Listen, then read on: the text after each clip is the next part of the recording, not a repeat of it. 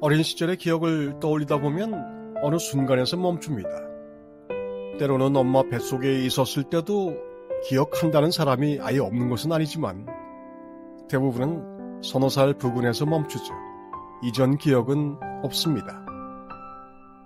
발달심리학이나 정신분석학에서는 이미 왜 그런지 이유도 다 밝혀놨습니다.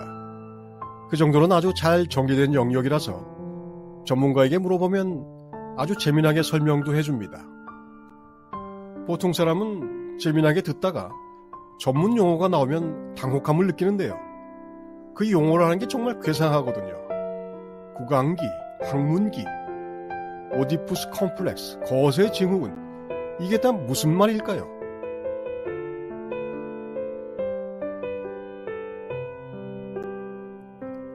이 시기를 거쳐온 인간 아이들은 모두 겪었기 때문에 이런 학술적인 일반화가 가능한 현상들을 우리는 전혀 기억하지 못합니다. 손가락을 빠는 게 전 우주를 대체하는 행위였다고요? 그렇답니다. 영아는 내 몸과 세계가 분리되지 않은 상태이고 젖을 빠는 행위가 전 우주적인 양육이라서 엄마 젖이 없는 상황에서 손가락을 빠는 것이 우주적 양육, 하느님을 대체하는 행위라는 겁니다. 재미있게 들리나요? 아니요, 저는 재미가 없습니다. 저 역시 당혹스럽습니다. 아무것도 기억나지 않거든요. 저런 시기를 분명 거치면서 여기에 이르렀는데 저것들이 다 어디로 가버린 걸까요?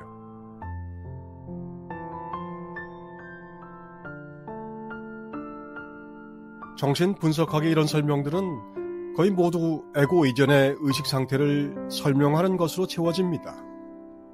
그리고 그런 과정에서 단계를 넘어서지 못할 경우 발생할 수 있는 끔찍한 결과들을 알려주죠.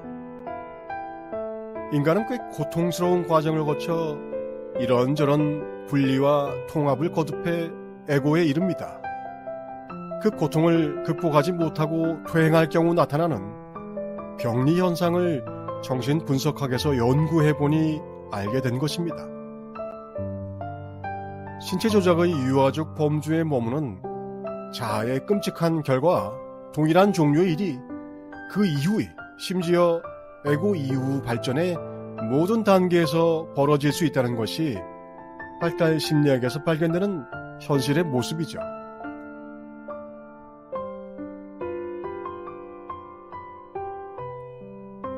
엄마와 아기는 먹이는 사람과 먹는 관계가 아니라 세계와 자아의 관계의 첫 모습입니다. 그리고 세계가 사라진 상태에서 아이는 손가락을 빠는 것으로 자신의 세계와 자신을 결합하는 척 할 수 있습니다. 이런 일이 지금 나에게 일어나고 있는 일이라는 겁니다. 나는 생각을 통해 뭔가 만족을 경험합니다. 생각으로 뭔가 해결되는 이상 그 생각은 아기가 빠는 손가락일 수 있는 것이죠.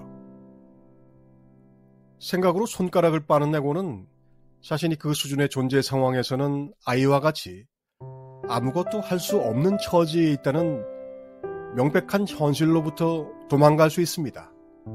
그것이 생각의 효용입니다.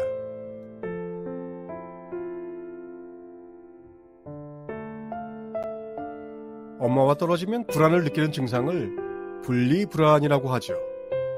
아이들을 보호하는 기준이 점점 높아지면서 분리불안, 애착관계 형성 같은 육아 용어를 많은 사람들이 알게 됩니다.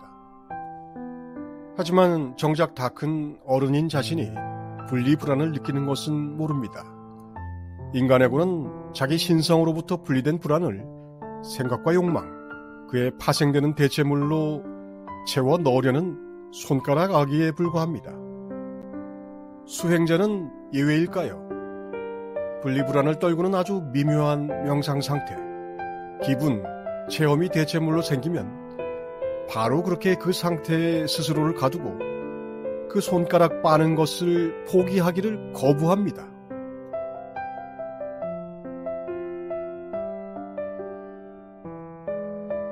에고 수준의 인간은 갓난아기가 내 몸과 세상을 구분하지 못하는 것과 마찬가지로 감각과 지각으로 생겨나는 나라는 사건을 육체와 연관시키는 상태 말고 다른 식으로는 경험할 수 없습니다.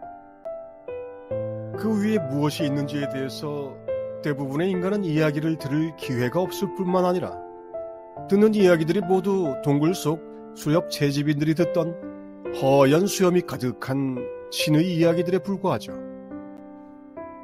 그리고 그 신의 이름을 인간의 합리와 과학이라는 이름으로 바꿔놓고 온 세상을 다 가진 듯 우쭐합니다. 그래봐야 원소 주기율표 이상을 못 넘어가는 진흙으로 만든 아담과 이브일 뿐인데 말이죠.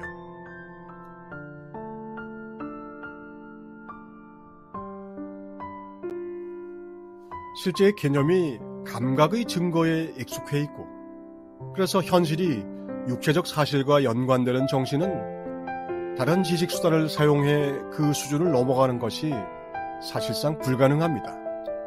영적 지식 거부 증후군입니다.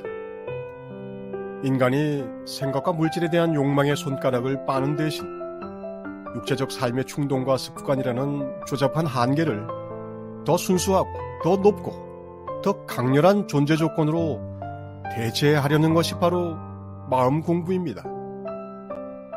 손가락을 아무리 뻗어봐야 배가 부를 수 없습니다. 아이는 엄마를 기다려야 하지만 다 큰 어른이 엄마를 기다릴 필요는 없습니다. 오히려 우리는 거꾸로 우리 영혼을 먹여야 하는 엄마가 되어야 합니다. 그건 어려운 일이긴 하지만 복잡한 일이 아닙니다. 그렇게 되려고 하면 됩니다. 그렇게 되려고 하지 않는 나를 내가 알지 못하고 있는 것일 뿐, 그걸 알아내면 나는 방향을 바꿔 거기로 갈 수 있습니다.